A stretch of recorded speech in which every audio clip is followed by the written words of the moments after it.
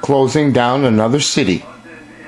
Trucks coming in to the shot, and those aren't Brinks trucks inside. They're actually men in military gear. You can see the Brinks trucks.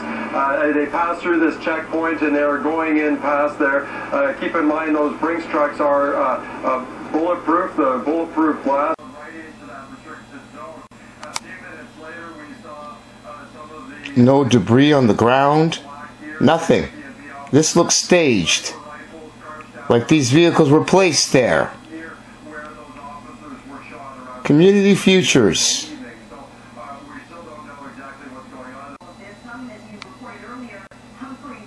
Militarized police.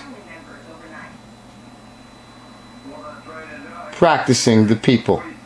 During a report of the Moncton police, you'll notice these are different photos. Propaganda lies. These are Italian police. Has nothing to do with Moncton, but yet these photos are being shown while talking about the Moncton shooting.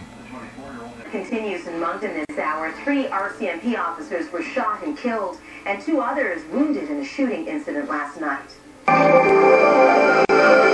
Militarized police in Moncton. New World Order coming to your neighborhood soon. Interest in the shooting deaths last night of 3 RCMP officers.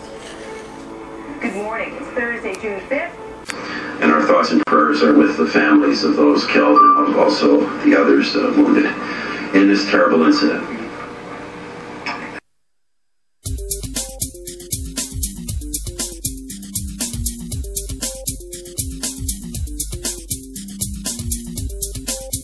Media has gotten tweets from him, and but with this amount of information, this much focus on it, it's not very hard for people to set up accounts and things like that. So we are working to confirm a lot of that information as we speak, and as the day progresses, as this situation unfolds, another Brinks truck rolling down the road there to that area where the officers were gunned down yesterday evening, but we will work to confirm all of that as the day They seem to be going out of their way to put down the social media, which is the real truth, the real eyes that see what's really going on.